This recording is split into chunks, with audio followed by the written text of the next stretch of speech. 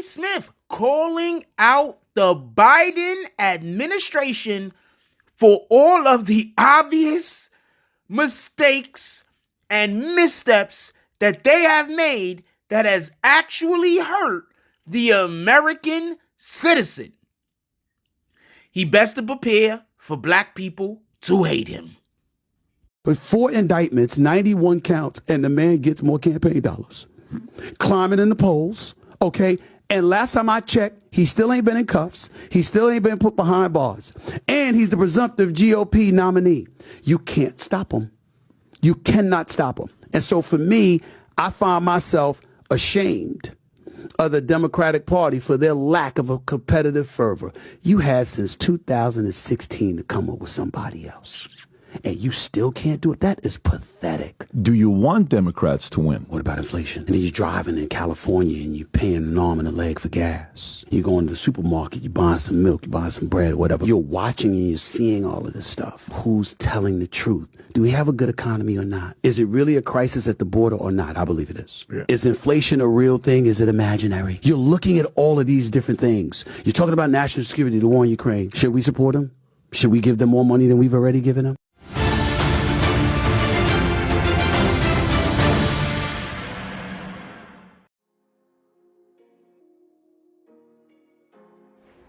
BBN Jack Frost. What's up, party people? Alright, so yeah.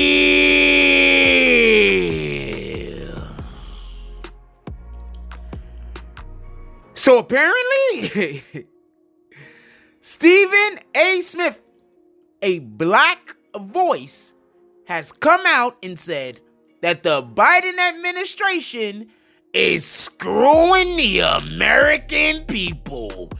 Okay. So there's a couple of things that I want to say. The first is this. I had stopped really dealing with Stephen A. Smith a while ago. And it's not because I liked or disliked any of his takes that he has on sports. It was more so, it didn't really seem like he was pro our people. And I want to be clear about this. There are a lot of people that pretend to be pro our people, and they aren't. I'm going to talk about one in a moment, but hold on. Let me say something. Stephen A. Smith brought up a great point. Gas is too high. Food costs too much. And what did the dude say? So do you want a Democrat in the office? I don't care who's in the office personally. I don't care if it's a Republican, Democrat, alien. None of these things are important. What's important is what they do. That's what's important. I need for you to understand this. When y'all elect an official at any office, to any office, they have an agenda. Now, their agenda, in most times, has very little to do with what they're talking about to the people. Their agenda has more to do with however they're making their money on the side. Let's just say what it is. So, my opinion is, when you're having somebody as high as the presidency, when they have an agenda, I want their agenda to be building our economy. When you build our economy, things are cheaper. Individuals are under this absolute, I think it's insane. But people think building our economy means getting paid more money. That's not building our economy. Building our economy means that things are affordable. They're reasonably priced. It means that when you go to the store to get a gallon of milk, you don't have to spend $10. And that's kind of like where we're trending. Also, don't drink milk, cow's milk. But that's a whole nother conversation I don't really want to have. I still drink it occasionally, but try to cut down on it as much as possible. With that being said, I want to speak about another black advocate for a minute, and that is Amanda Seales. Have y'all been seeing what she's been going through?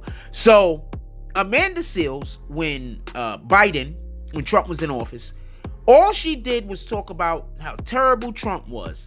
Trump was terrible. He's a racist. He's this. He's that. We got to get Biden in office as soon as Biden came up, right? Then Biden gets into office, and all of the things that she was complaining about got worse, actually. Because when Trump was in office, she'll complain about the cost of living or whatever the case might be. It's expensive out here. All these other things, racism.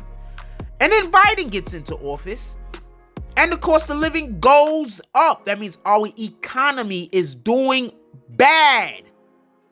When the cost of living goes up, and it goes up at such an exponential rate that it just did, that's bad for our economy. I know people don't get it. I know all people want to say is Trump is a racist. I don't care. I'm never voting for him. Who do you plan on leaving this country to? They have our kids in school. They put books in schools showing kids not only how to play with themselves and others, but that they should experiment. I don't even understand this insanity. With that being said, I expect for black people to turn on Stephen A. Smith just like they turned on Amanda Seales. Because what happened with her is, when Biden got in office, now, she's trying to keep it real. So she's not doing what a lot of our advocates have been doing and ignoring the suffering. So she hasn't been ignoring the suffering. She's been speaking on the suffering. She's an she's an actual advocate. She's been speaking about the suffering. And what happened? All of the Biden fanatics turned on her. Her problem was, that was like 80% of her community. They turned on her. There's a real problem. We need more people to come out and speak on it. Black people specifically. We need more come out and speak on it. Because I don't care what you think about Trump. Biden being reelected is terrible for Earth, not just America. Trump told you that there were going to be wars. Trump said they wanted to start wars. And then what happened? Ukraine, Israel, Gaza Strip. Do I have to talk about Iran also? There's wars going on we most likely don't even know about because it hasn't hit our media. So with that being said, I have no idea. Every time I hear somebody say that Biden this, Biden that, Biden is a great president, all I can think is you're racist against Americans. You don't want America to do well. You're voting Democrat because you're black, not because you love your kids and you want your kids to be in a good freaking America.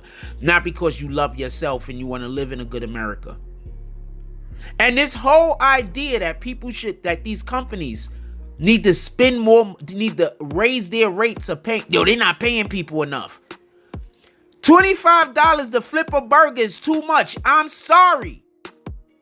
$25 an hour to flip a burger is too much. I'm sorry. Our minimum wage should not be $25. The cost of living should go down so that when you get paid $12 an hour, it feels like you're getting paid $40 an hour. That's the problem. The problem is, if you make $50,000 a year, you're poor. That's the problem. The problem is, when you go to the gas pump, your gas is about $5 a gallon. That's a problem. The problem is, your electric bill is through the roof. The problem is, your water bill is through the roof. Now, how are these companies going to make things affordable if our government is taxing the shit out of them? And don't say, oh, they don't have to raise their rate. Yes, they do. They're in business to make money. They're not in business to make your life easier. No one says, I want to start a company and be broke. No one says that. People start companies because they want to make money. People make good products because they want to make money. The less the government taxes them, the better they can make the cost of the product. Now, there are companies that no matter how little the government taxes them, they just douchebags. I get it. But that doesn't mean that we're going to make every company suffer, because in reality, by doing that, you only make the American people suffer. Like, comment, subscribe. Join the notification gang. Hashtag Bronx Moments. Let's get it. I love y'all. Take care of each other. Hug the kids for me. I haven't forgotten about you. And that's all I get on this one. I'm out.